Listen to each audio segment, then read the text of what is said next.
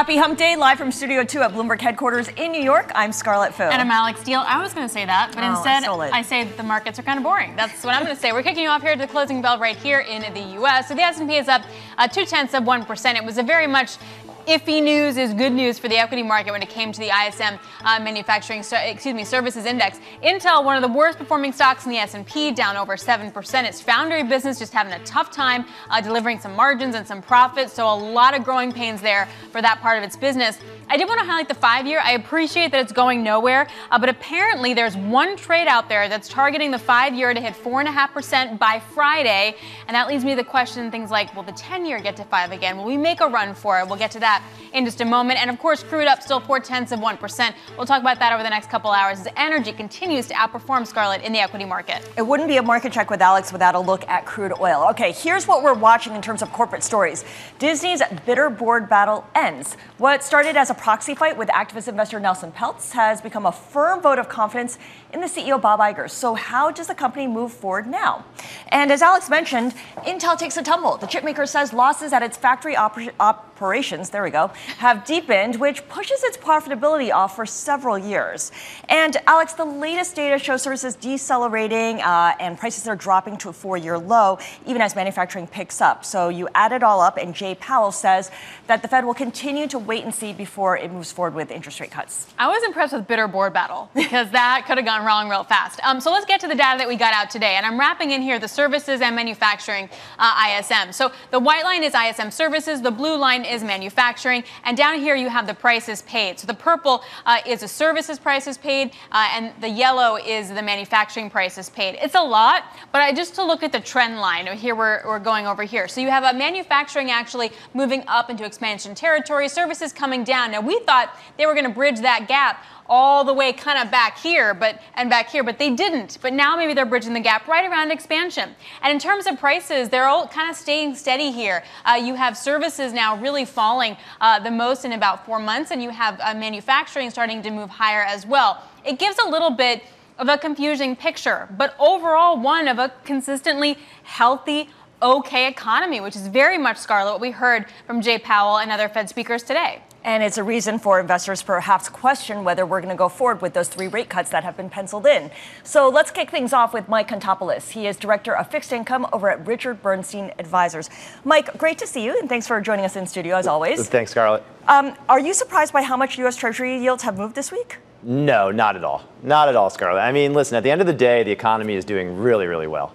We just talked a little bit about the ISM surveys, but look at leading economic indicators. Look at housing starts. Look at what's going on with copper, credit conditions, credit spreads. I mean, really anywhere you look in the economy, and things are generally speaking heating up. I mean, the lows in the economy were around this time last year, and the lows in inflation were in June. So it doesn't surprise me one bit. I would expect closer to 5% before we go to 3% on the 10-year. That's literally what I was going to say. So, okay, when do we get 5% on the 10-year? And what kind of situation does it look like? Listen, I think it's going to be a process, and you're going to have ups and downs. Obviously, there's a tug of war going on amongst investors at the moment.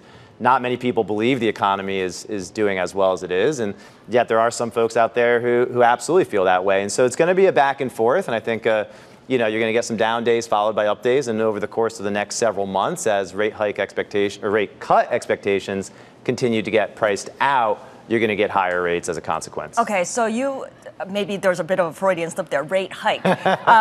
Are people going to start pricing in rate increases here? I think at some point you're going to get the market price in some probability of a hike. That doesn't mean that there will be a hike. That doesn't mean that it's going to be greater than a 50% probability of a hike. But to go from expecting 6 cuts to some probability of a hike is pretty dramatic. And so I think that'll probably happen. What would be the catalyst for that, though? I think it's going to be economic growth and the continued sort of realization that the economy is much stronger than folks expect. I also think it's going to be driven by inflation as well. Look at oil prices. I mean, they're up a ton. Look at home prices. They're not coming down like people expect. In fact, if you look at forward metrics of home prices, you're starting to see prices go up again. So this sort of idea that OER, owner's equivalent rent, was going to be the big driver of disinflation might be cast out the window before we know it. So what's the model then for something like a K-shaped recovery, where you do have one portion of the economy and subsector that is just not doing well and everything else is firing on all cylinders? How does the Fed look at that? How do you invest for something like that? I think the K-shaped economy is probably over-exaggerated, Alex, in the sense that you certainly are seeing some of the lower income brackets realize some stress. You're seeing, auto delinquencies, credit card delinquencies start to pick up, but they're still at very, very low levels. I think a lot of the discontent with the economy is really feelings around inflation, but real wages are actually positive, right? And so there's a natural tendency, I think, to complain about your current state. But the reality is things are better, not worse. Yeah, but as long as Spotify keeps raising prices, no one feels good about it. Scarlett's very upset about this. I am. I'm still trying to get over it. How do you want to invest then if we have a situation where the economy is doing very well and people are pricing out the 3 rate cuts that we are anticipating and perhaps maybe looking to eventually price in rate increases? Yeah, so naturally a strong economy with higher rates tends to be pretty good for cyclicality, right? So traditionally you'd really want to own corporate credit. You'd really want to own industrials on the equity side, energy, materials, small caps. We think those areas in equities still make a lot of sense. But on the fixed income side, credit is just incredibly tight. Investment grade credit, high yield credit just doesn't look attractive to us, even though the fundamentals are quite strong. And so what we're doing is we're looking for products outside of the market, the traditional market, the Bloomberg ag, so to speak, and instead trying to find opportunities in things like CLOs, where we think there's actually still some value to be had, higher yields, don't give you necessarily the rate exposure, but can capitalize on that cyclicality and strong fundamentals in the credit space. 5% on the 10-year. What's the repercussion of that across assets? Well, I think it depends on how it happens. If you go to 5% very, very quickly and rate vol goes up, it's going to be not great, generally speaking, for broader markets. In particular, I think mega cap tech probably does not do well in that environment, particularly as mega cap tech's earnings are falling relative to the rest of the markets accelerating. Credit will not do well. I mean, credit investors, they want certainty of coupon and ultimate payment of principal, and any volatility obviously jeopardizes that sort of construct. And so I could see wider credit spreads if vol goes up quite a bit and you get to 5% quickly. If it's steady over the next several months and several quarters, then I think the market's going to absorb it very, very well. Well, if there's any indication, we see the MOVE index rising for a third straight day, up 2.5% as of Tuesday. Mike, thank you so much for joining us. Mike Contopoulos is Director of Fixed Income at Richard Bernstein Advisors.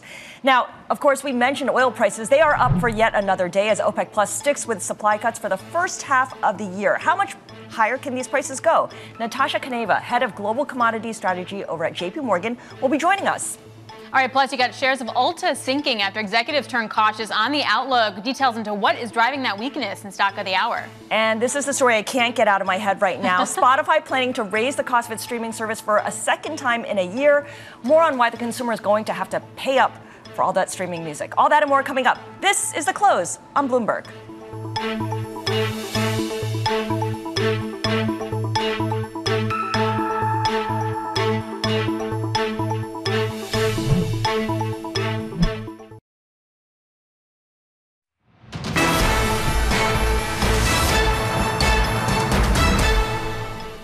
Leonard Peltz has never been on the board of or led a media company. So I don't know what he's going to bring to solving streaming problems or making sure that the next stream of films are successes. Bob Iger's track record is good.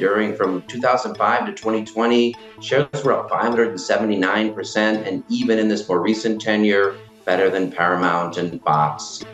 That was New York City Comptroller Brad Landner throwing his support behind Bob Iger in Disney's Proxy fight, and it looks like he was right on. Today, Disney shareholders handed CEO Bob Iger a vote of confidence, rejecting dissident investor Nelson Peltz's bid for a board seat. Joining us now is Geetha Ranganathan, who covers Disney for Bloomberg Intelligence. Geetha, was this a nothing burger at the end of the day?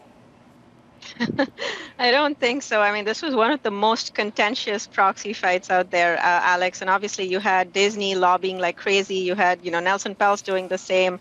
So I don't want to call it a nothing burger. I think, going in, we kind of gave Disney the edge. I think many investors did. If Nelson Peltz did achieve something. It was that he, his insurgency and his agitation definitely, I think, accelerated this whole transformation phase at Disney, and we're kind of seeing that reflected in the stock price. So I think it did help, even though it was a distraction, and Bob Iger kept saying that many, many times. Yeah. Well, we don't know the vote breakdown. So even as we declare victory for Bob Iger, it's not clear whether he won by, 80% to 20% or maybe 60% to 40%. If it turns out that Disney won by a slim margin, should that still be seen as some kind of victory for Nelson Peltz? I think Nelson Peltz has claimed a victory anyway. What they said on the call is obviously they do have to tally the final vote count, but they did say that they did win by a substantial margin. There are some reports out there suggesting that 75% of the investor base, of the retail investor base, of the individual investors, so that's almost 30% of all of Disney's stockholders, voted for the Disney plan or the management plan with Bob Iger. In terms of whether Nelson Peltz can claim a victory, he obviously already has. Mm-hmm. He said, this has kind of been his kind of coming on board has kind of been a catalyst for the stock price, and he's not wrong. Blackwell's also claimed some kind of a victory. They said they've been able to keep Nelson Peltz off the board, so they look at that as their claim to victory. So it's going to be definitely interesting. So Geetha, what's next? So what's going to be the next hurdle here for Bob Iger? It's business as usual, Alex. So this is just a huge sigh of relief for him. I think really kind of saves him from, public embarrassment. He would have been dreading having kind of Nelson Peltz on the board there. So this definitely kind of emboldens him not to listen to, everything that Nelson Peltz has been saying. But at the same time, he does know that there is intense scrutiny right now on Disney. From a board perspective, there is intense scrutiny as well. They do need to come up with a good succession plan. This has been the rallying cry against Disney's board and against Disney's management, botching the succession plan time and again. Mm-hmm. So they know what they have to do. But in terms of, what Bob Iger has kind of executed, he's done a really good job ever since he came back in November of 2022. Everything is firing on all cylinders right now. Yes, they do need to get to that break even in their streaming business, but I think they're going to do that really soon. And then, of course, you have the parks, which is performing really, really well. The ESPN digital strategy, again, we're going to see that play out as well. But he's definitely well on his way to kind of righting the ship. All right, Geetha Ranganathan, who's been on top of this story from the very beginning of Bloomberg Intelligence, thank you so much. And Alex, this was like a real-life version of Succession. The TV show might have ended, but we are seeing it continue in real life. And the question here is, has Bob Iger lost some of his shine through all of this? Yeah, or just needing kind of a plan. That's why James Gurman on the board also makes sense. So breaking news for everybody here. Apple is reportedly exploring home robots as, quote, the next big thing after the car venture failed. This is according to Mark Gurman, who is our Apple guru here. Apparently, they're working on a home robot that follows people around. Is it white and curvy? And I make a weird face. I don't know if I want that in my life. I don't know. Are you picking up my daughter's trash? That's a whole different thing. Let's get to Mark Gurman now. He is Bloomberg's chief news correspondent for Apple. He covers everything. Mark, can you walk us through what this really may look like here? Yeah, thank you so much for having me on our breaking news here. Yes, so Apple has secret skunkworks teams investigating a push into the personal robotics field. They're looking at a couple things. A few years ago, they started development of what is essentially a large iPad on a robotic arm that can move on a FaceTime call to follow a user. So let's say you and I are FaceTiming and you have one of these devices and I tilt my head or nod my head or some such. The display that you're seeing would nod or move around to mimic my head movements on that robotic arm. So that's one potential use case of personal robotics in the home. The other, and this is very nascent, very early, would be a home robot that can follow you around. It would navigate autonomously, like the self-driving car Apple was working on. It would have a focus on video conferencing. And there's even been discussion internally, this is a pie-in-the-sky idea. The eventual peak of robotics could be the device being able to do the dishes, clean the dishes in your sink on your behalf. So certainly this is another possible direction for the future of the company, something on the very long-term side. It's serious business when someone calls us Skunkworks division. Mark, is there any tie-in at all to the Vision Pro, which Apple, of course, released to a fairly small audience and has been really seen more as a niche product at this point? Yeah, this would be a separate effort from the Vision Pro. What's interesting is that both of these initiatives came from a similar origin. The Apple Car project that kicked off a decade ago, the Vision Pro actually came out of that. Apple was initially exploring how to integrate AR and VR into the automotive experience. Oh, interesting. And this actually got its start under the previous Apple Car chief as well. So this is something that the company has been working on and exploring for quite some time. And so I would say the only similarity between the two, other than them being moonshots of sorts, was that they had similar origin stories within the self-driving car division. All right, Mark, thanks a lot. Really appreciate it. Apple stock is up just 0.4% off the highs of the session. Mark Gurman joining us from Bloomberg. The close continues on Bloomberg.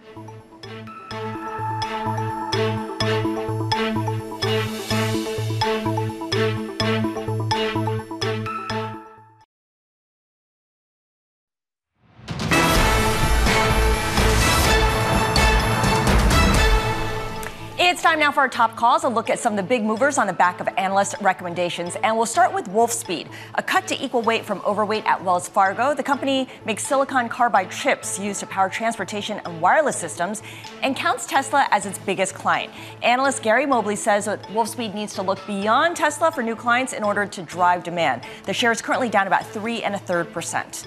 Next up, you've got PepsiCo downgraded to hold from buy at Argus Research. The analyst says Pepsi's reliance on price hikes for revenue growth will likely fizzle out as consumers choose to dine out rather than stay home to eat. He also says investors need to recognize a growing consumer preference for healthier foods, which is reducing demand for salty snacks and sugary drinks. The share is down about 0.8%. And finally, Gordon Haskett cutting its rating on retailers, including Five Below, to an accumulate from buy. Analyst Chuck Grom is waving a yellow flag on Five Below after a 5% rally in the XRT retail ETF so far this year. While he is optimistic about the consumer, he warns of the threats posed by, say, higher gas prices and the upcoming general election. Shares of Five Below currently down almost 4%. And those are some of our top calls. Now, downgrades on Costco, Dollar Tree, and Lowe's were also included in that note. So let's bring in the analyst now, Chuck Grom, senior retail analyst over at Gordon Haskett. So, Chuck, hey, thank you. With this downgrade, great to speak with you. Is this more Likewise. of being more negative or just less positive on these companies? More the latter. I mean, we were positive on the group to start the year, and as you noted, the XRT is up a decent amount in the past 60 days. And when we look at some of the recent data coming out of March, our footfall data, our survey work, we just think it dictates a little bit less enthusiasm. So, like you said, raising a little bit of a yellow flag, downgrading 4 names today across various parts of our coverage universe. So do we learn anything on like a macro signal from that downgrade, or is it something else entirely? Well, I think from a macro perspective, one of the things, as you've seen the 10-year rise up and down throughout the years, sort of the expectation for home improvement in particular to be really strong as we move through the balance of the year. And our survey work would tell you that spending in that category is going to remain pretty depressed. So, from a macro perspective, that's probably the one that has got the most overarching theme to it across the 4 of those rating changes today. We are. I'm having trouble speaking today. It's Wednesday. Forgive me. We are seeing signs that the consumer is getting a little bit tired, that there is some definite downgrading of spending taking place. You just have to look at what the beauty retailer said today in terms of some of the numbers coming out. Ulta Beauty, of course. And then before that, you also heard from Walgreens talking about a tough retail environment.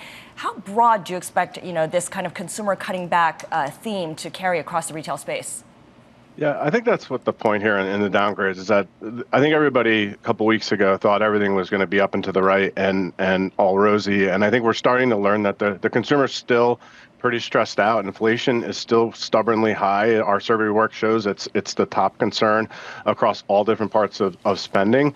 And we think it just, you have to be really careful with where we're going with our money. And when we look at companies like Costco, who've really been a phenomenal company for 20 years, trading at 45 times. Lowe's, like I said earlier, trading at close to 25 times. You have to pick your spots. You can't get greedy.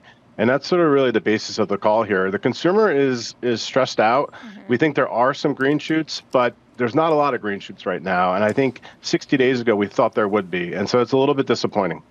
We were just talking earlier with Michael Contopoulos about a K-shaped recovery, right? Part of the consumers are not doing well, the other part are doing well. And he said he thinks that's a little bit overblown. How do you view that through the retail lens? And then what would be a buy on that? Yeah, it's really the trend is there is no trend. You know, there's strength at the low end. There's strength at the high end. It's really tricky right now. I think you have to be conscious of a lot of things across the retail group. Our top picks continue to be Target and Dollar General, and you would say what's the connection between both of them? Frankly, there's really none. Although all of last year, both stocks were under a lot of pressure, and they're both recovery stories. And we're trying to find companies where there's both earnings upside and an opportunity for multiple expansion. And across all of my 25 stocks, there's not a lot of names today where we can point to that. And that's the real problem with retail. It's just moved too far, too fast. We think it's due for a little bit of a pause. Once you get into the spring, the weather gets a little bit better throughout the year. If inflation starts to cool in the food part of the world, we think discretionary will come back. So we're not totally negative on retail. We're just slightly less positive than we were a few months back. I love that. The trend is there is no trend. You do mention that there's a couple of big picture concerns hanging over investors, including, of course, the rise in gas prices, but also risks tied to the election. How do you see that playing out? Well, I mean, the past few elections obviously have been contested, and this one's likely to be more contested than the last one. And there tends to be a CNN effect or a Bloomberg effect when that happens. And the consumer just kind of pulls back a little bit when there's some uncertainty. So you have that going on the back half of the year. With a tighter calendar between Thanksgiving and Christmas, there's 5 fewer shopping days. Believe it or not, that will impact sales for some companies. You have a lot of these things out there. And like I said, I think a lot of people have underwritten an improvement in housing because of interest rates dropping. That will eventually happen, you know, but when it happens is to me to be determined. And when the stocks seem to be dictating that happening, you know, really sometime this year, it's concerning. Yeah, especially when the 10-year is at 4.35%. All right, Chuck Grom, really appreciate it. Chuck Grom over at Gordon Haskett. We have some breaking news here. Redstone and Skydance have struck a tentative deal for a stake in Paramount. Redstone, of course, is Paramount Global's controlling shareholder, so it looks like Shari Redstone is making some progress here in trying to sell off or at least sell stakes in Paramount Global. Of course, their streaming company and their movie studio company that's facing a slowdown media, along with everyone else in the industry. Yep, and Skydance has partnered with Paramount on certain films like Top Gun Maverick, for example. However, you can make an argument that an outright merger between the two would be quite complex, and maybe Paramount investors might not like that very much. We're going to break that down right after this break. That stock is down by about 0.4%. This is the close. Heavy news flow day right now. I know. It's the close on Bloomberg.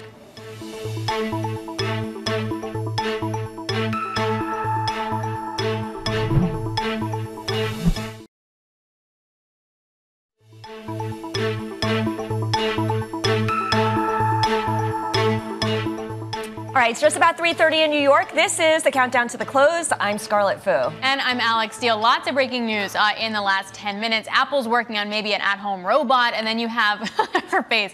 And then you have Shari Redstone potentially selling her controlling stake in Paramount to David Ellison's Skydance Media. So, of course, we need to bring in our very own Geetha Ranganathan of Bloomberg Intelligence, who covers media companies, to give us her take on this. And Geetha, we know that Shari Redstone and Paramount have been in talks with, it feels like, everybody about a potential sale. This tie-up or this particular transaction here where they've struck a tentative deal for her stake in Paramount, how significant is this? This is pretty significant. I mean, there have been on-again, off-again talks between Paramount and Skydance now going back since last November. And obviously, Shari Redstone kind of recognizes that there is this sense of urgency to do the deal quickly. I mean, she owns about 80% of the voting stock in Paramount, only a 10% economic interest, but 80%. So she really does control all of the voting stock of the company. And so it's kind of important to get her blessing for, you know, any company to kind of move forward in terms of an acquisition.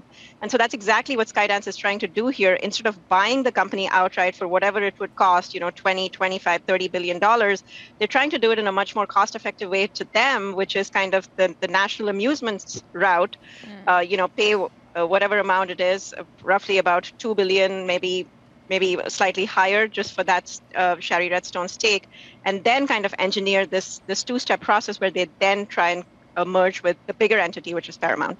That sounds very messy and very long and very complicated. In the event that this actually happens in a smooth way, what would a Skydance plus Paramount equal?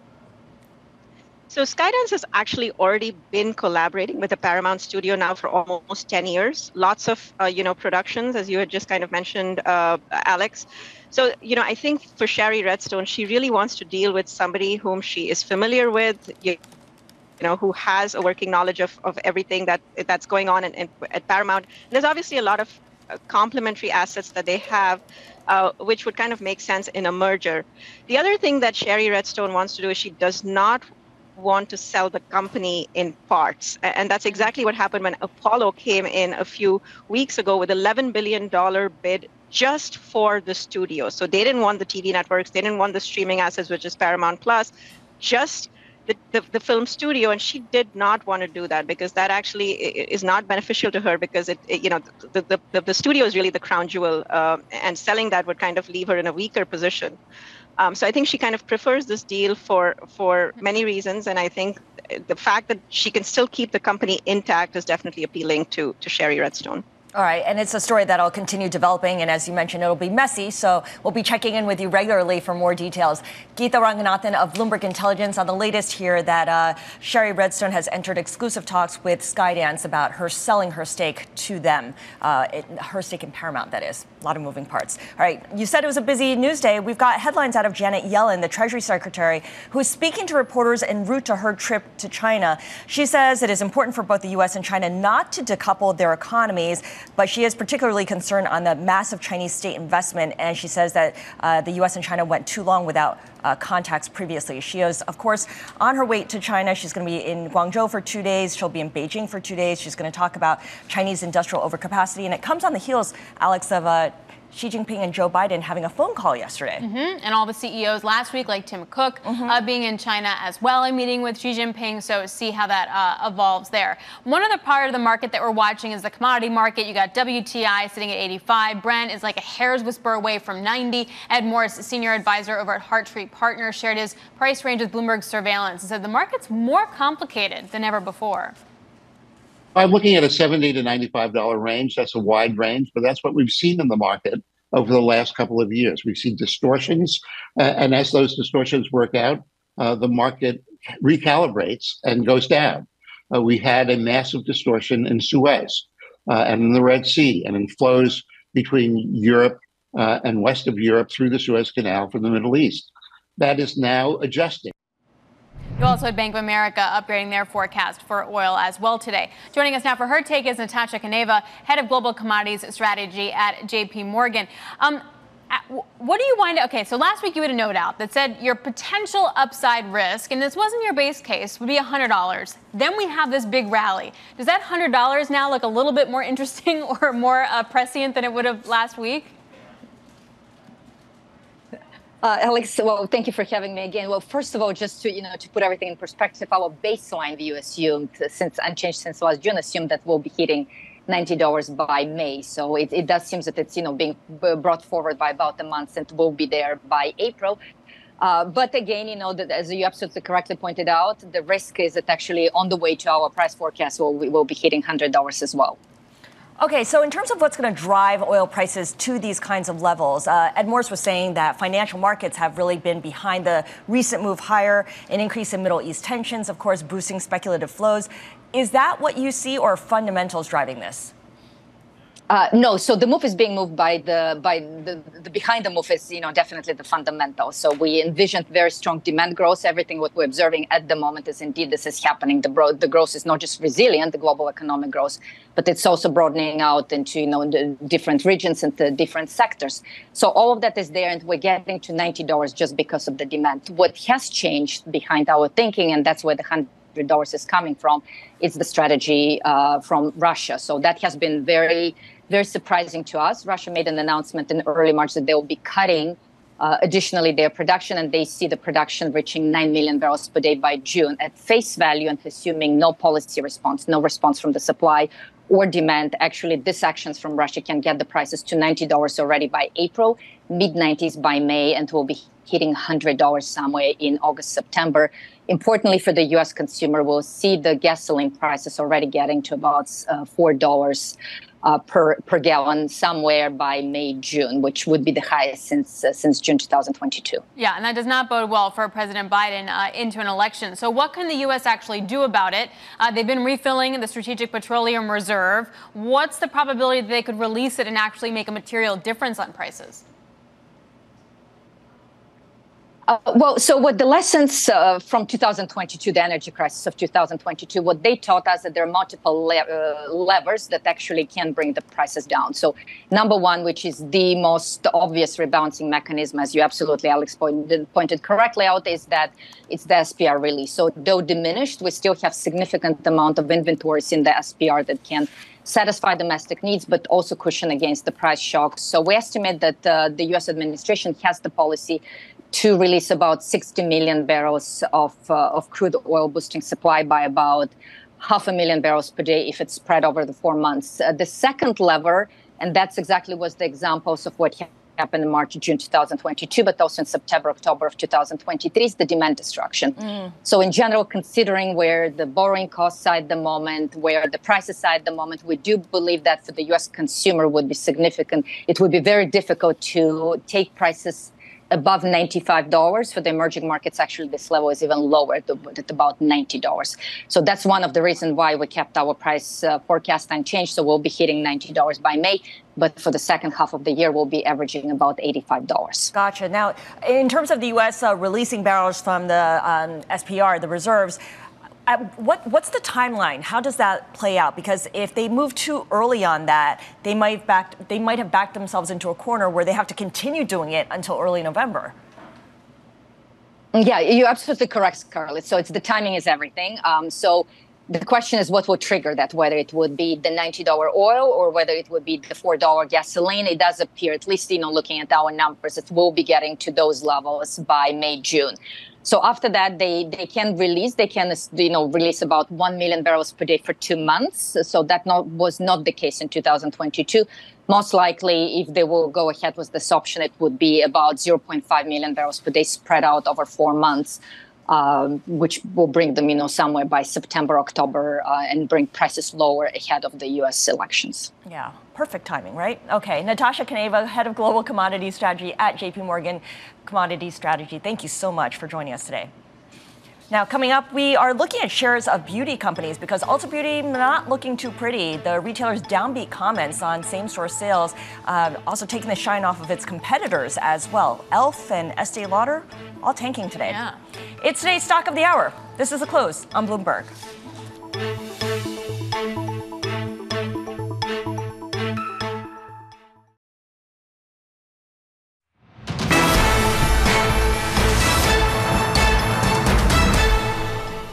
It's time now for our Stock of the Hour, and we're looking at shares of Ulta. They're slumping right now on commentary from the beauty retailer that the first quarter got off to a slow start. Abigail Doolittle is here now with more. I mean, this is a big, big decline. It is a big decline. It's the worst decline since March of 2020. So that's the degree of selling power. Apparently, people are no longer investing in their face, except for you and me, Alex, of course. Okay, well, just not from Ulta. Just not from Ulta, yes, that's true. I'm not going to Ulta either. Although maybe I will now. Maybe there's going to be incentives. Maybe they'll somehow put discounting in, although they didn't necessarily say that. So CEO Dave Kimball, he said that the first quarter, as you mentioned, off to a slow start. So they're on a different year. Their first quarter for 2025 started in February. So they're basically 2 months in. They're saying that if this trend continues, they're likely to hit the low end of the guide, low single digits for comp sales. And what's so interesting to me here is they're saying it's a soup of activity that's weighing on beauty consumers. Because, of course, in the pandemic, there were a lot of beauty areas that people were spending on because they're on Zoom, and then out of the pandemic on makeup. But now inflation, higher credit card debt, student loan repayments, geopolitical is finally weighing on what people didn't think that it could be weighed on, but spending for beauty. But what the interesting thing is their sales growth has really been kind of lumpy. So next year, or this year, their fiscal year, it's expected to be up 5.2%. It's been anywhere between up 10% to down 20%. So sometimes I'm a little bit skeptical. I almost wonder if management teams, they have the opportunity to say it's this, when in fact they're just having some other kind of problem and they're using this narrative to cover it up. Well, we don't, maybe. Yeah, we don't know. We don't know. That's my opinion. Yeah. It's all part. It's like when a retailer talks about weather, like that definitely is an issue, and there's others as well. Looking at the chart, though, that chart's amazing. Just dropping like a stone, but it was also doing fairly well over the last year. Yes, what agreed. about competitors? Like some of the beauty guys, we talk about investing in faith, some of the beauty guys have done really well. They've done really well, but today they're all down. It's Sally Beauty is their number one competitor, and then comps that don't really seem like true comps, such as L'Oreal, Estee Lauder, these stocks are down. So maybe there is some kind of a fear that the pandemic beauty spend and then coming out of the pandemic beauty spend is fading. We don't know yet. We need more information. But right now, this stock really getting hit at about 15%. Oh, we're never here to talk about beauty. So what's your thing? Investing in my face? Yeah. Well, I mean, I've taken to that whole idea. I just do a lot of moisturizer. But like what are you pay up for? Stuff I can buy at Costco. Oh. Okay, girl. We got to talk about that, right? Abigail, thanks a lot. Really appreciate that. I shocked her into silence there. She did. Estee Lauder, one of the worst performers on the S&P. Ulta just down. That chart just looks terrible, down about 15%. All right, coming up, we're going to count you down to the closing bells. Jason Pride, Glenmede Private Wealth CIO, will be joining us. Let's take a look at where markets are right now. We made a little bit of a run for green, then we went back to flat. Now we're kind of in no man's land. Volume, though, isn't as bad as you would have thought. You have the S&P up by about 0.1%. Yields also going nowhere. The narrative just feels really soft today. This is The Close on Bloomberg.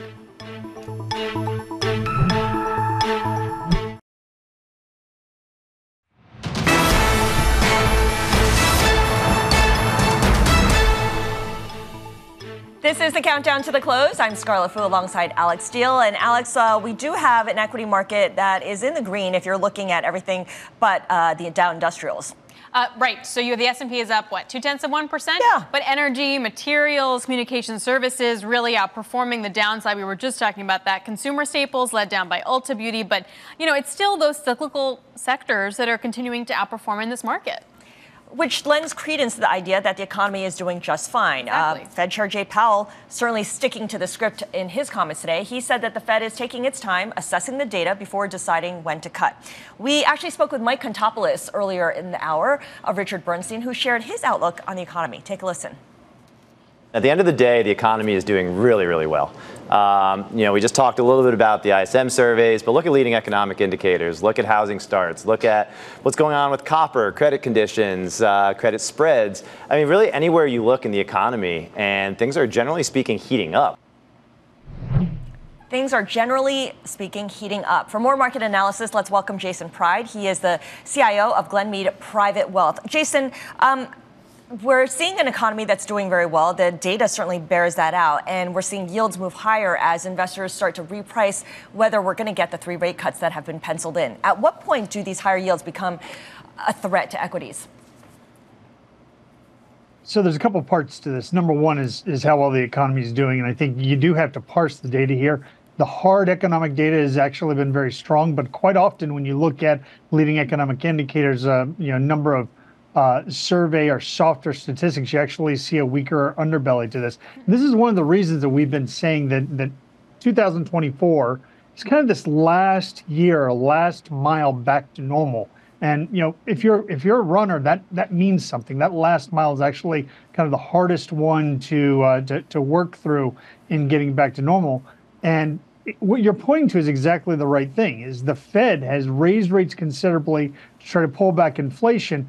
They still have a little bit more work to do.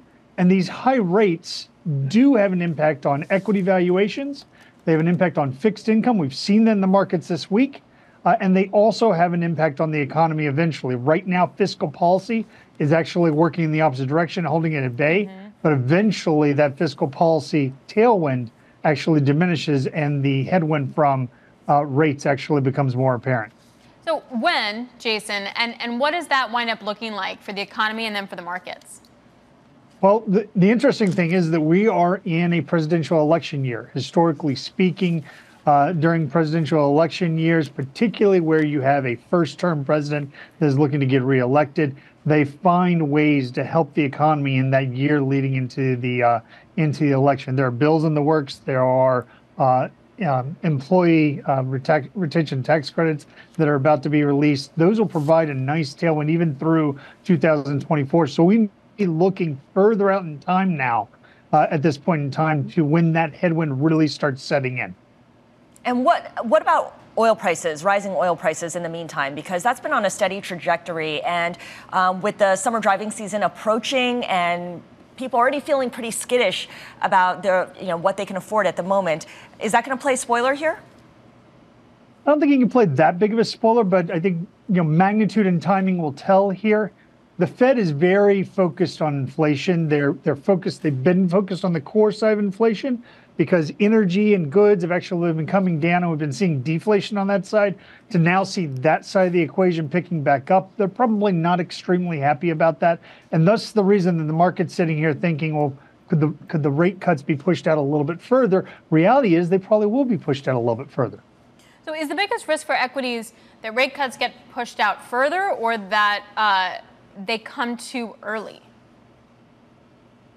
The biggest risk for equities and for the markets on the whole is that rate cuts continue to be pushed out too far. The side of it being a risk if they come in too early, I think it really amounts to how much inflation that ends up causing. That's a longer term phenomenon. Near term, the market financing rate. And that's the reason we've seen this back and forth in the market this week, every time rate expectations go a little bit higher. We lost you for a moment there, but we're glad we got you back. Jason, what's the number one question your clients are asking you that's really bugging them as we continue to see this bull market? Interesting, the number one question I get, which is interesting in an election year, actually centers around the debt and deficit for this nation, the rising interest costs, and what that's actually going to do to the political and fiscal situation heading into 2025, 2026. We get that question really often now. And with that cost of interest actually rising now above 15% of the government's budget, that's going to become pretty apparent for the next administration once they're in office. So how do you invest? Like, what's your best, first of all, what's your answer to them when they ask you about it? Yeah. And then how do you wind up investing? What's the best portfolio right now? Look, there's not a clear answer to that. In past cycles, what that's created fiscal conservation, meaning that we actually have a belt tightening program that we go through. Last time around, that was a 12-year cycle of about 9 different bills that tightened the government's budget over time. In terms of how to invest in that environment, like that's not the end-all be-all for markets. We can actually continue to grow through that as long as the economy is actually continuing to grow. From that perspective, the investor tool solution is actually really wide. There are a number of equities, including small cap equities and some international equities like Japan, that look really good right now. Mm-hmm. And within fixed income, these are some of the best yields that we've seen in about 15, 20 years. So within fixed income, how do you want to be positioned, given that there's this idea that any rate cut will be pushed out further? Look, every rate cut, every little bit of rate cut, that provides a little bit of a headwind. From our perspective, rates are not going to go up dramatically from this point going forward. So fixed income at these rates, which are much higher than they've been over the past, say, average 10, 12, 15 years, they actually provide one of the best earning opportunities for investors for safe invested dollars. So we would advocate actually using pretty traditional portfolios, whether they're on the taxable side or on the municipal side of the equation, and even stretch out a little bit into credit-bearing instruments like high yield or municipal high yield within portfolios. All right, good stuff. Jason, really appreciate your joining us today. Jason Pride is CIO of Glenmede Private Wealth. And this idea that rate cuts will get pushed out and people can still get a lot of return in those high yields accounts, that wall of cash that's sitting there, it's not going anywhere anytime soon. And also the idea that maybe that's just like where instead of putting it in a bank, you're putting it in a different kind of fund that has 5 or 6%, in which case that money isn't going anywhere anyway, because it's basically as cash, which is a misconception from where we were about a year ago. Absolutely. I do think this sets us up quite interestingly for Jobs Friday, though, in terms of what's priced in, where we'll see the real moves. We finally kind of covered all the shorts we saw on the back end of the 10-year, in which case maybe we have a true movement. I don't know. Well, we'll see. The jobs report coming out on Friday, and of course we will give you all the details as we lead you to that point. In the meantime, let's take you to the bell and beyond. Beyond the Bell, Bloomberg's comprehensive cross-platform coverage of the U.S. market close starts right now.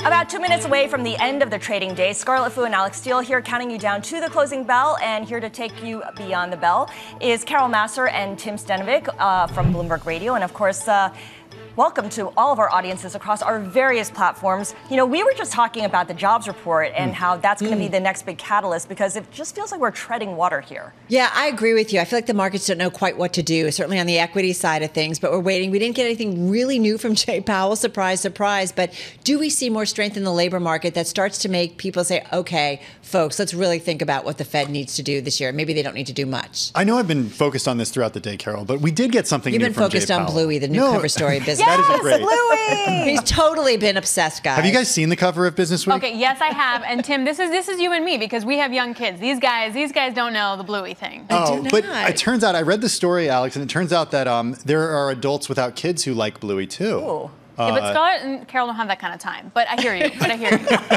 Yeah, exactly. You're so right. The episodes are only 7 minutes.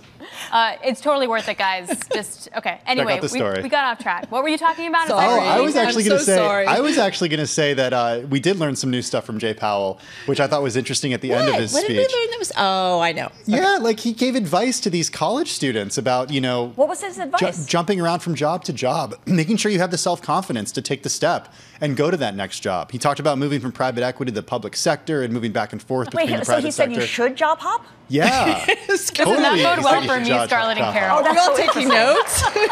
Exactly. Jay Powell telling college kids that they should job hop. Okay.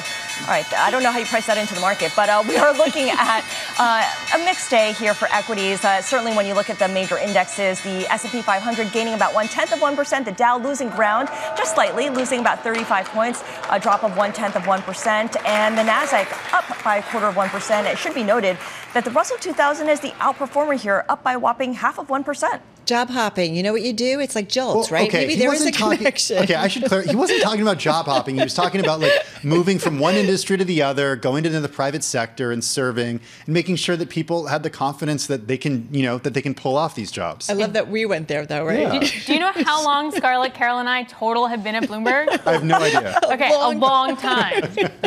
Decades. It's a great decades place. on decades. But this is also from Jay Powell, who knows he's probably going to be unemployed no matter who's president in the next go. So I'm just putting that out there. Ooh, Anywho. Wow. Okay. His term's going to end at some All point. right. All right. All right. Who's Yeah. going? Yeah. Scarlett, IMAP? Is it No, you? I'm going to. Oh, yeah. Go, Scarlett. All right, let's look at the IMAP. Why don't we do that? We have more sectors in the green than in the red.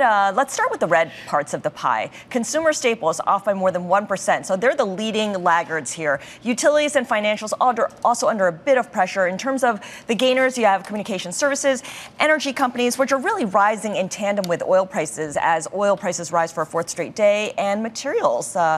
A late dark horse here coming up with a 0.6% advance. All right, guys, let's get to some of the individual gainers. Spotify on that list, up more than 8% in today's session. Bloomberg reporting that the streaming company plans to raise the price of its popular, I know, So See, painful. inflation not going away, everyone. So they're raising the price of their service in several key markets for the second time in a year. They say, or we report a crucial step toward reaching long-term profitability. This is according to people familiar. They're getting ready to offer more tiers, so stand by for news on that.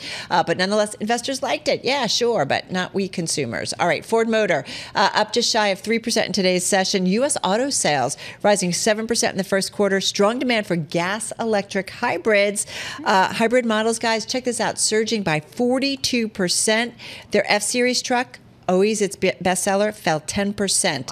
Wow. Yeah, exactly, during that time frame. But nonetheless, investors were kind of good about the overall news. And then this one, courtesy of my co-host, Tim, giving me this name, Cal-Maine Foods. We are, I don't know if you are, but I am, we are all eating eggs, apparently. Shares jumping, this one up about 3.6% in today's session. The biggest egg producer in the United States, reporting third quarter earnings per share and net sales that topped consensus estimates. They said that's total sales volumes or dozens sold hit a company record. So we're eating a lot of eggs. And I do have to mention Paramount because it really jumped about 15% in today's session. This after Redstone Skydance striking a tentative deal for their Paramount stake. Well, because there's a bird flu situation happening. Oh, I forgot to add that. Thank you for that. The Yesterday, eggs, which is the issue in Texas. Yeah. the company did cull about 3.6% of its flock. That's how they say it. So maybe we're still because of eating bird the flu. same amount of eggs. It's unclear. It's a supply and demand thing. In this crowd, maybe we're eating more eggs. Anyway. Okay, how about supply and demand for chips? Let's talk about that. I do want to talk about We're some not of the worst eating chips. performers. Well, potato chips, maybe. Yeah, but not this kind of chips. Yeah. I do want to talk about Intel. The news breaking late yesterday during our simulcast, actually, and Intel shares reacting today as a result, down 8.2%, declining the most in a couple months after the company gave a disappointing outlook for its factory operations, saying that losses have deepened at the business and it may not reach a break point for a couple of years. We're talking about Intel Foundry, which is a new division over at Intel that does manufacturing, and it had sales of $18.9 billion in 2023. It was down $27.5 billion from the previous year. I also want to talk about Ulta Beauty because shares fell 15%. I have not shopped at Ulta, okay. But shares down 15%, the biggest drop since March of 2020. You actually saw a lot of peer companies move lower in sympathy. This after management made comments during JPMorgan's Retail Roundup Investor Conference earlier today in New York. The company said the first quarter started off slowly, a broad-based slowdown across beauty categories.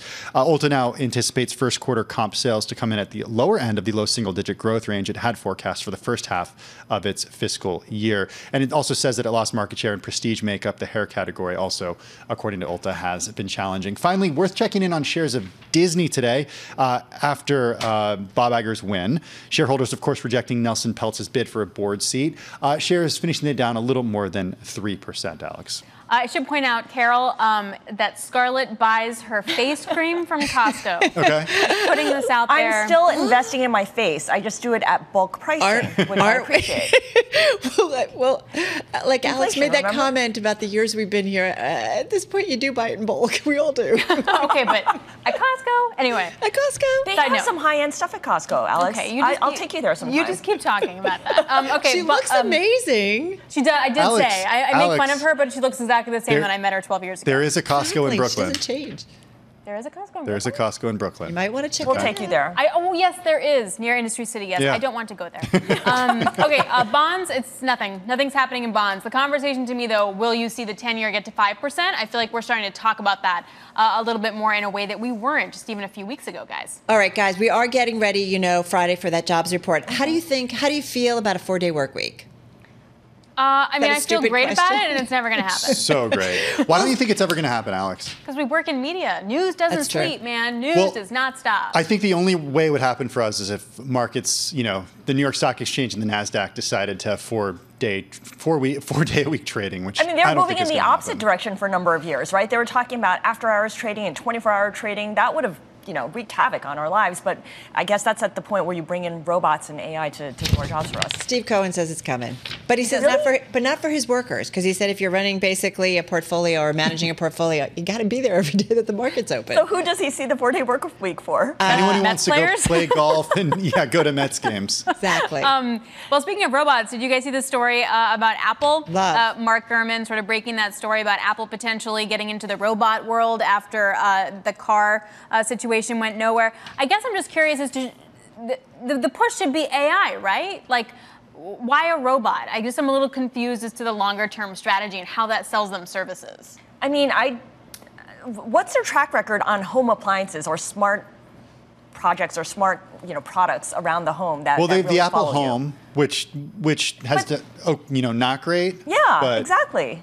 I think one could argue that the iPhone is sort of like the hub of everything, and they've just dominated then you in that need a robot? category.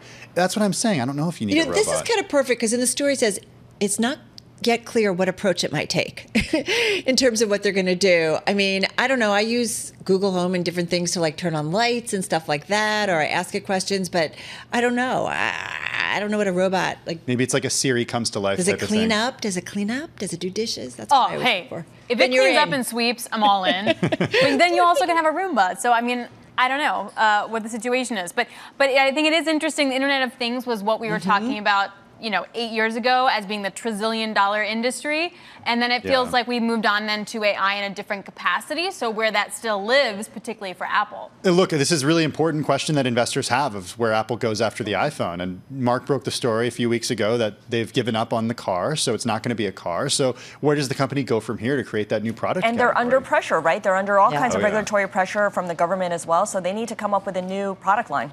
What I want to know is, Scarlett, message me what kind of skin cream that Okay, is. we'll talk offline. All right, that is a wrap. Carl does fancy stuff like me. Across platform coverage, radio, TV, YouTube, Bloomberg Originals, we call it Beyond the Bell. We'll see you guys same time, same place tomorrow. Investor interface takes many different forms. Let's just put it that way. All right, coming up, we turn back to the big story of the day. Disney's Bob Iger wins against proxy pressure. Shareholders handing the CEO a big vote of confidence. We've got more ahead on that. This is The Close on Bloomberg.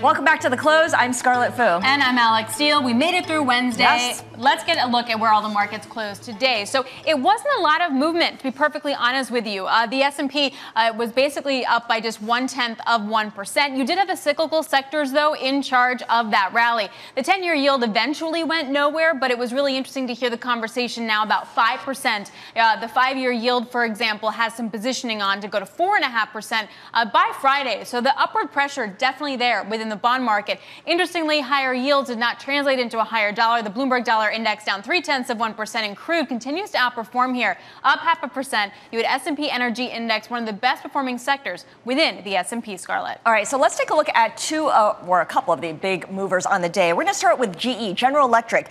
It was the best performer in the S&P 500, gaining almost 7% on the day. This is actually the slimmed down version of GE after it spun off its wind turbine and electric business. So all that is left here is really the jet engine business, and it is up, again, almost 7%. Ulta Beauty, the big loser here, losing 15%, pretty much at session lows, falling to a 4-month low as well. This is after the company said that sales this quarter, or I should say this quarter, has started off fairly slowly, and it's seen broad-based decline across different categories. That has put a drag on other companies in its space, including Elf Beauty, the cosmetics retailer, and also Estee Lauder. Not exact comparisons, but again, in that same cosmetics space. But we want to go back to our top story of the day, of course, and this is Disney. Disney shareholders have spoken, and they've made clear that they are on Team Iger. All of the company's picks for the board were elected as companies, or I should say as investors, rejected Nelson Peltz's bid to put his stamp on Disney's business and succession strategy. Alex? All right, Scar, we get some breaking news from Levi Strauss, jumping about 10% in aftermarket. It raised its forecast for the full year on earnings. It also sees net revenue up 1% to 2% for the year as well. And this comes as the first quarter beat estimates. Now, the company is looking at cost cutting in addition to higher than expected sales. So it's 1 + 1 = 2 here, and that stock up about 8%. Well, let's get more on the Disney story and Bob Iger finally sort of getting rid of this monkey on his back here and the shareholder vote. Joining us now is Bloomberg's Crystal C.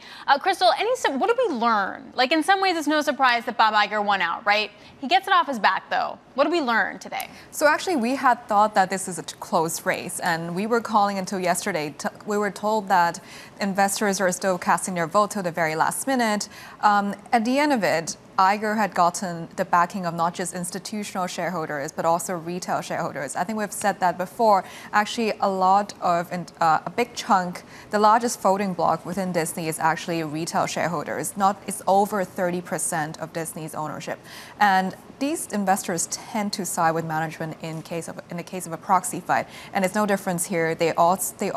The ones that showed up sided with Iger, and Iger was re-elected into the board with a 94% vote, which is extremely high and is really a vote of confidence for Iger going forward. Okay, so clearly Bob Iger, Disney, the company, they won this proxy battle. But is the war over? Does Nelson Peltz just take his shares and go away? Does he just stay quiet? What does he do? So this is, if you remember, the second time Nelson Peltz has showed up at Disney trying to get on the board. The first time, before they evolved into a fight, he kind of stepped back and say, we'll give Iger some time, or we'll give the company some time to figure it out.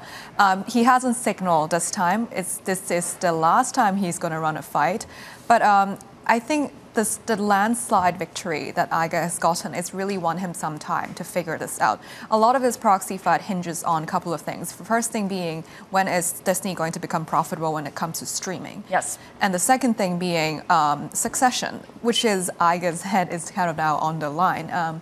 He had pledged to be finding his own successor, and this is, again, it's his second time as CEO. So the story is in some way kind of on repeat a little bit and different stages of time. But I think Iger did buy himself some time with this outcome that he has gotten. Okay, fantastic job summing up everything. And of course, Crystal has been following the story from the very beginning. Bloomberg's Crystal C on the proxy battle over at Disney. We're going to stick with this story and now bring in Charles Elson. He is founding director of the Weinberg Center for Corporate Governance at the University of Delaware. And Charles, you heard what Crystal was saying. Do you think that this ended the way it was always going to, meaning maybe we in the media, I don't know, egged on by activist investors, made this more of a tight contest than it was ever meant to be? Well, look, you never know what deals were made in the end. Disney was very aggressive in this fight, as you know. They took to tactics that you don't usually see, bringing people, celebrity CEOs, if you will, to back Mr. Iger. But the issue really wasn't about Iger necessarily. It was about the board. The board messed up the first succession. And do you trust this group to fix it and do the second succession correctly? That's the whole point of this. And that's really what Nelson Peltz was pointing out. Look, he's still got a pretty significant amount of votes. Anytime you can, as I recall, or suggesting you've got about 30% of the vote. Is that correct? Is that about right? Mm-hmm. Yeah. Iger had 90. But yeah, that's a big number. I mean, like it or not, 30% of your shareholders thought he should be in there. It wasn't a vote against Iger. I mean, they've kind of framed it Iger versus Peltz. Mm-hmm. It really isn't. It's Peltz versus the board itself. And that he picked up 30% is pretty big. Now, I have to remember, he lost at DuPont a number of years ago. But in the end, everything he suggested that DuPont do, it did, even after he lost. So you really, in the end, you really don't know how these things end up. Right. And in the end, he may, in fact, be right. And Mr. Iger finds a successor. Hopefully, it's a strong one. But so I don't think this is necessarily a vote of confidence here in the board. No. Right. But either way, I understand the idea that it raised the successor issue much more to the foreground. So what does the board have to do now to address that issue? They better start looking pretty quickly. How do they show that, though? How do they show that in a meaningful way to shareholders? They're not going to until it happens. That's the point. You're not going to know the successor until it's announced. But one would hope that they are actively involved. That's why Gurman from Morgan Stanley was brought on, because apparently he carried out his succession there at Morgan Stanley quite well. Hopefully, he has some good ideas on how to do this. The point is that the company is not Mr. Iger. It's the company's future we're talking about. Mr. Iger said he was going to leave in 2 years. Where people invest in companies like Disney are there for the long haul. They're not there for a year or two. They want to see the company grow in an effective way long term. And that means you're going to have new leadership. Yeah. And, the board needs to be refreshed. I've said that all along. This company has had succession board issues for, way back to Michael Eisner. Isn't it? Long time. When I first started teaching, this was an issue, and that was a long time ago. No, I'm glad you bring that up, because it's important context here when you're talking about Disney. There's this idea that it's not easy to find someone who can helm this entertainment conglomerate, this entertainment giant. So I'm going to pose the same question to you that I asked Crystal. What does Nelson Peltz do now? Does he back away? Does he say, okay, you win, I'm going to stay quiet until you name a successor, and then I'll raise my hand again? I think he has to see really what happens next. He's made his point. He owns a nice position in the company, and his voice was heard, and he raised some important issues. And in fact, the company responded to it. That's why you saw Gurman come on the board. That's why you saw some sort of changes in direction that were announced. He actually did have an impact. The fact that he did not win and the stock dropped 3%. Should tell you something about some people, what they thought about it. And so obviously it's, to suggest decisive win for Iger, I don't quite see it that way. I think it's a real mixed bag. No, Nelson Peltz did not win. The point is, this is not about the messenger. It's about the message. Right. And people get confused. This whole story was, Nelson Peltz is this, Nelson Peltz is that. That's not the point. Nelson Peltz was simply the messenger. The message that something went wrong here on this board is the key thing to think about and remember. And I think, in a way, he raised that issue. Yeah, and obviously people wanted him there. Charles, before we let you go, talking about an issue, and that's Paramount, and potentially Sherry Redstone selling, you're even laughing, her stake to ByteDance. ByteDance? Skydance. Skydance. I was like, ByteDance isn't that right? Just Skydance. What do you think of that transaction? Do you think this is going to have real legs here? I guess if they offer enough money and it's real, it will. I guess the interesting question to me, if she does sell the stake, does the stake come with these super voting rights? Yes. You know, she's run the show. And that's the movie industry always has great stories, whether it's Disney or Paramount, bigger than life. And this is another one of those stories. You know, the whole wrestling of control from the father, you know, the termination of the head of CBS, the intrigue there. And it really had to do with dual class stock. And they built that one person had this ability, super voting, to wipe out. But anyone else thought it was meaningless because they had the votes through this majority vote, super majority voting. Even though they didn't have economic control, the vote gave them control. And the question is, in this sale, does it come with dual class voting rights? If it does, that's interesting. If it doesn't, would they pay as much for it? I mean, anyone would be able to buy this thing and economically have a small interest and run the show. We'll have to see. All right. Well, this is a story to be continued. Charles, really appreciate your joining us. Charles Elson at the University of Delaware. He was talking about how these media stories always are so intriguing. There's this book called Unscripted, The Epic Battle for a Media Empire about the Redstone family. Fascinating stuff, like the stuff of, you know, the next succession.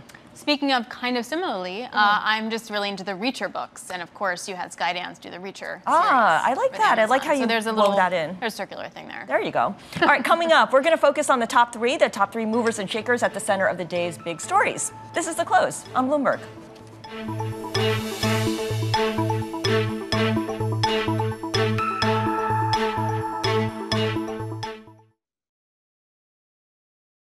It's Jobs Day, and Bloomberg has the report under surveillance. Jobs numbers have exceeded expectations consistently. The U.S. is just exceptional. Look around the world. This Friday, Jonathan, Lisa, Anne-Marie, and Mike will bring you crucial data and expert analysis at terminal speed. When you see numbers like this, is that no longer a reason to be hawkish at the Federal Reserve? It's a reason to be cautious, maybe not hawkish. The March Jobs Report, Friday, only on Bloomberg.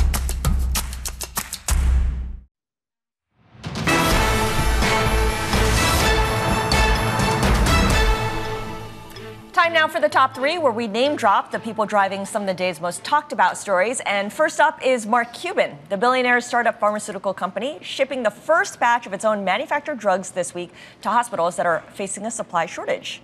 And that's really interesting. Yeah, the company is called the Mark Cuban Cost Plus Drug Company. Well, I really like that detail. No, that's really cool because also it's not only the price, but it's supply. It's the combination of all of it that is really that risk. Yeah. What I'm looking at is honestly, guys, Bluey has finally truly arrived in mainstream conversation. So the cover of Bloomberg Business Week is Bluey. If you're a parent with any kid under 15, you probably know who Bluey is. And the creator is this guy called Joe Brum. He created a $2 billion children's show called Bluey. And now the question is he keep growing or not? And then he pairs with Disney. So you can, on Disney Plus, you can get all the episodes of Bluey. Disney, though, turned down like the rights to a theme park, which I'm guessing they very highly regret right now.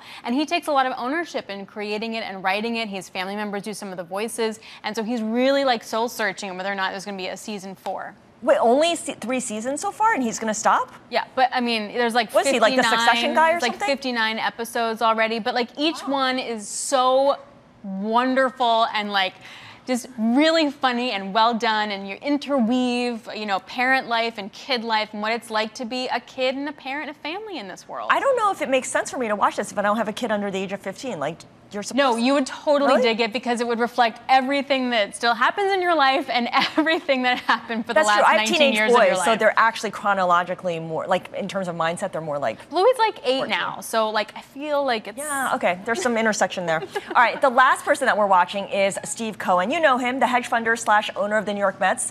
He says he expects more businesses will move to a 4-day work week, and that's one reason why he's making investments in golf. He made these comments on CNBC, by the way. That's really funny.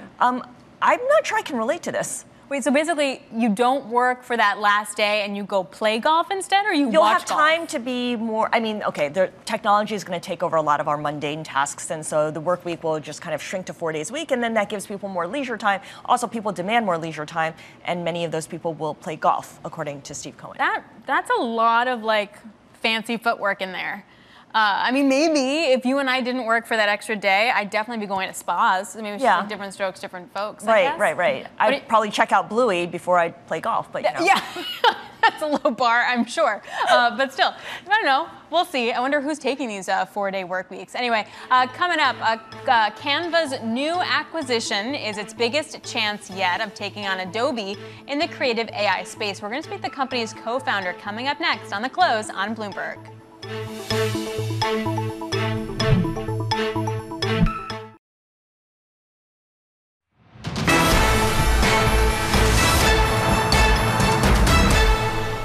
How do you take Gen AI, move it from experimentation to real production and business value? 2/3 of marketers have experimented with it, but very few have put it into production for that reason. The key things that they require are making sure that the training data, the models that are used, the applications and interfaces, they all need to be very closely integrated, and they all need to be trusted to make sure that the brands that use them can safely use it for their commercial purposes. And that's what Adobe has brought together. That was the president of Adobe's digital experience business, talking about all the different ways that AI can be implemented into software, yet the sector hasn't generated investor excitement for AI the way that semiconductors have. Want to bring in Bloomberg's Brody Ford for more on this. Brody, how come? How come we're not getting the same kind of excitement here? Yeah. Well, because when AI comes around, everybody needs to run because they need NVIDIA. When AI comes around, people start to say, hold up, do we still need Adobe, right? I mean, this has been a story of a company that has owned a lot of the creative software business. Think about, whether it's making flyers for garage sales or making Hollywood movies, right? I mean, they really own a lot of this content supply chain. And the question is that these complicated programs, once you have more AI and you can more quickly generate things, these products become more streamlined. Are you really going to need to pay $700 a year for this full, subscription? Absolutely. I mean, Adobe has pretty much had a monopoly on this space for a long, long time. Canva is an upstart. Does it represent, or how much of a threat does it represent to Adobe? So every Adobe earnings, I read all the analyst notes. If you took a shot every time you heard the word Canva, I wouldn't be able to write the article, right? It comes up constantly. Because Canva, essentially, that whole pitch is that, again, you don't need to pay $700 a year to make things like flyers, images, social media content. I think for the professional design houses, the advertising agencies, I don't think they're breaking up with Adobe anytime soon. But I think for the people, honestly, like me, right, who might just want to make a movie, make some photos on the weekend, which is a significant chunk, or even the kind of person who works in a non-creative job but needs to use these tools sometimes, Canva is a real threat in that market segment. On the flip side, how do we manage this world of AI, that part of it, responsibly when these deep fakes now, whether you're in an election cycle, whether it's Kate Middleton, there are just lots of different avenues that this can take that can be quite damaging? Yeah, absolutely. It's a concern for everybody, right? I mean, we saw the backlash towards Microsoft on some of this stuff. Every company is grappling with it because at the end of the day, you put these powerful tools out into the ether, people are going to abuse them. Adobe's entire pitch is that they're going to create pretty strict guardrails to make sure nobody does anything too crazy. But at the end of the day, people are going to create misinformation. They're going to create some of these pretty toxic creations of celebrities. So it's going to be a game of whack-a-mole. And, we can hope that some of these moderation teams are well staffed in the coming months. All right, Brody, thanks a lot. Super appreciated. Bloomberg's Thank Brody you. Ford. Really great to get that perspective. So we were just talking about it. One of the biggest challengers to Adobe is Canva. The web-based design platform recently acquired the Affinity suite of creative software popular with Mac users. Now, for more, we're joined by Canva co-founder and chief product officer Cameron Adams. Cameron, great to get your perspective. Buying Affinity, does this mean that you're really going to straight up challenge Adobe here? Great to be here, firstly. And I'll say that by joining forces with Affinity, we are really excited to unlock the full spectrum of designers at every level. Canva has focused on people without design training for a long time. And that's been the 99% of workers who haven't been able to access great design tools before. But professional designers are a critical part of our continued expansion in the enterprise, which has been fantastic now. We're used by over 95% of the Fortune 500. So how does that set you up to compete with Adobe? And then in the space, how sticky are customers? Like, are they more apt to just easily switch between like you and Adobe depending on the products you offer, or is it not like that? There's a massive community of people who are really passionate about affinity. And that's one of the main reasons why we were interested in them. Their product is amazing. It's super high performing. It has won countless awards, Apple Design Awards, Apple App of the Year.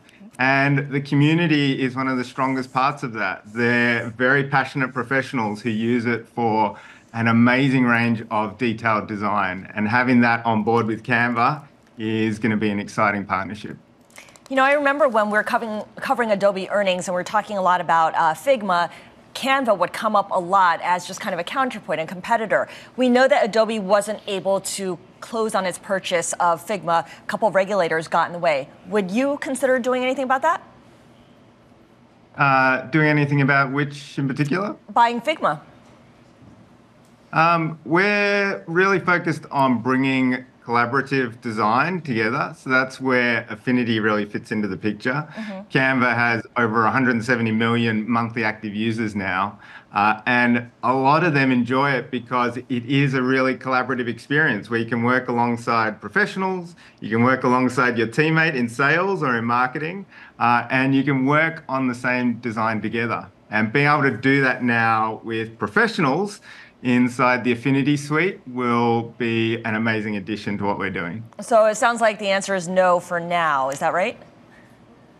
No for which, on which question? For buying Figma for now, yeah?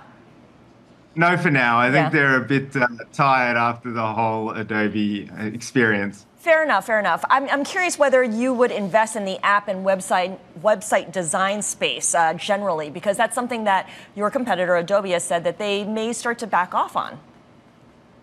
Yeah, we're already in there. There's plenty of people creating websites in Canva, and they use it for an incredible number of things, not just your external websites, but also internal websites. We're seeing a lot of internal communications teams inside big organizations use Canva websites to communicate with their staff and give them a more solid home for information that they're trying to spread. So then I think the ease with which you can create a website in Canva means that you start creating more websites and you use it for very different things. So talk about the future. What are the plans at some point to go public maybe?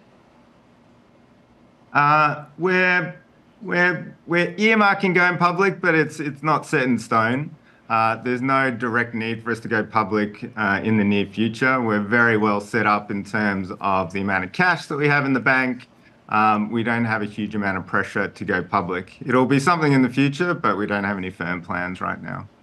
And we talk a lot about how AI is going to be super disruptive for the workforce, like help productivity, but then also take away some jobs, et cetera. So AI is going to make your design products super efficient and really good. Does that mean you need less designers to do it? Or do you think there'll always be some kind of partnership between actual humans and your products? We think humans are always going to be a massive part of the equation. And for the last 10 years, we've seen that making design easier doesn't mean that there's less design jobs. It actually opens up what's possible with design and increases the need for design. So we've seen professional designers really get tailwinds from Canva. And the designers who have incorporated Canva into their process have actually been able to move to higher order problems and do the work that they really love. And we believe that is going to be exactly the same with AI. AI is a great leveling field. It brings more people into the design space, but professionals can also use AI to create even better design, to experiment with our ideas, to produce stuff at higher quality. And we're seeing exactly that as we have rolled out AI across the Canva platform. And as you're rolling out AI across the Canva platform, you are training your AI model on user-created content. How much are you paying them?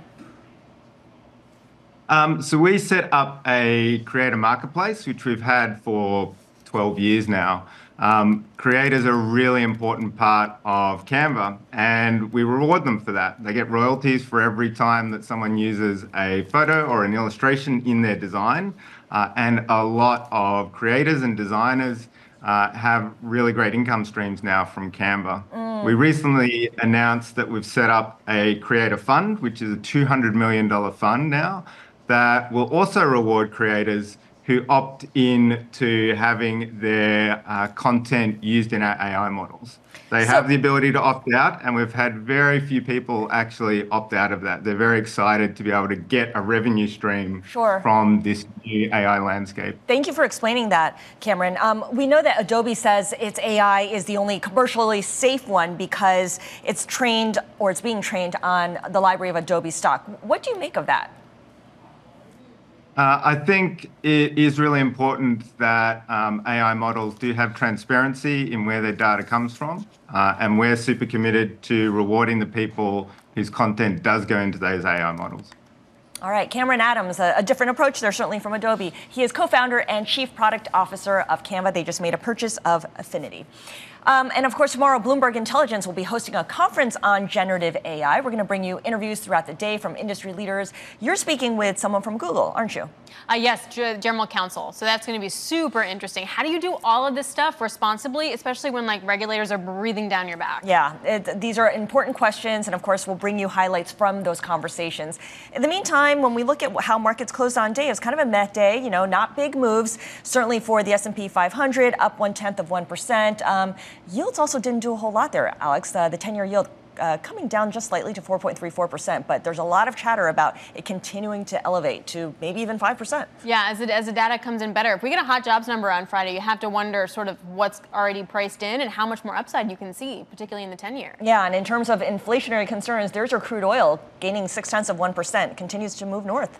Yeah, it's going to be interesting to see how the UMich numbers come out in terms of inflation expectations because of that big move in crude. Anyway, this is The Close on Bloomberg.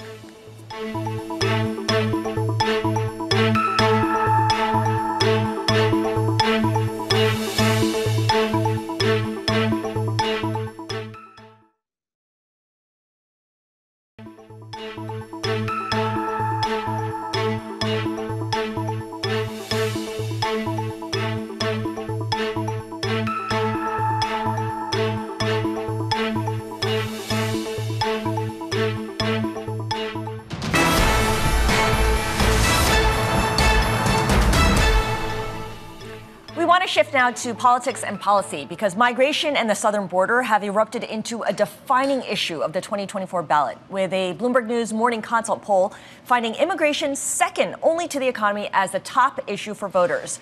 Bloomberg took a closer look at how the conversation went from border towns to the national stage.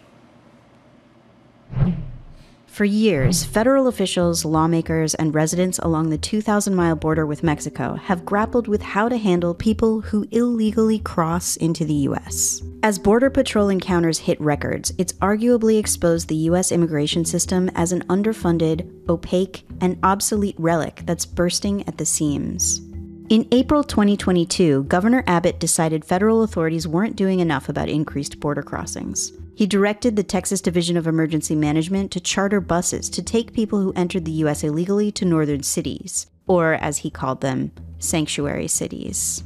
With each bus, Abbott has made this an issue that has just burst onto the 2024 scene. It was impossible for Eric Adams to ignore in New York. The Democrats were compelled to do something. That, in turn, made it a critical problem for one person above all: President Joe Biden.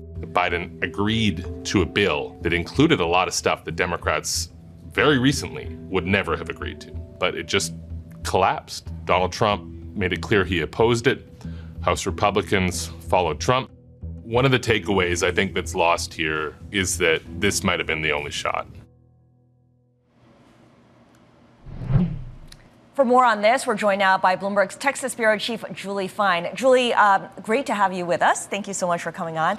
I remember in late February, both President Biden and former President Donald Trump went to Texas. They both went there the same day, but they went to different towns along the border.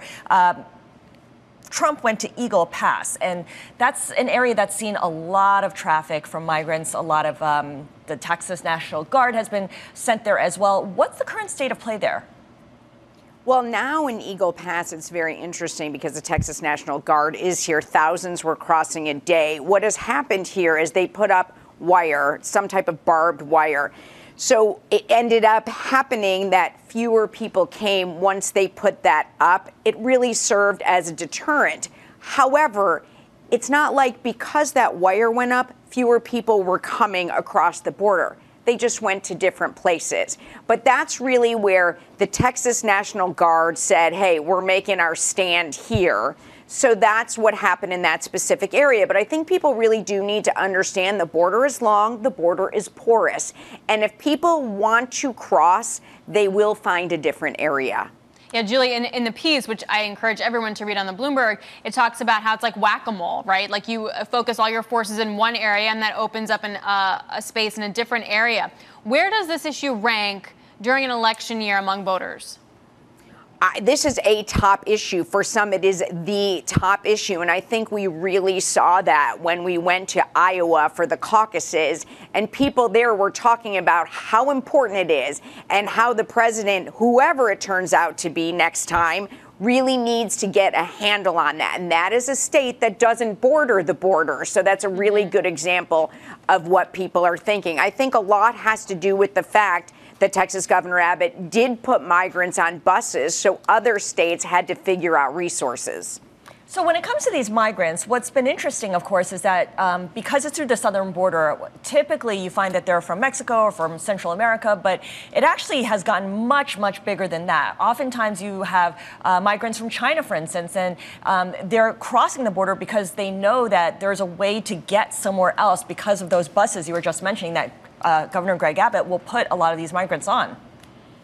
Well, I think that's part of the reason. This is actually a small fraction of migrants that are taking these buses, but they are taking these buses. And when you look at things like social media, people do find this out. So therefore, they know there will be a ride when they get there. But again, have to remember, this is a small fraction of migrants. A lot of migrants here have family. They know exactly where they want to go. Mm-hmm.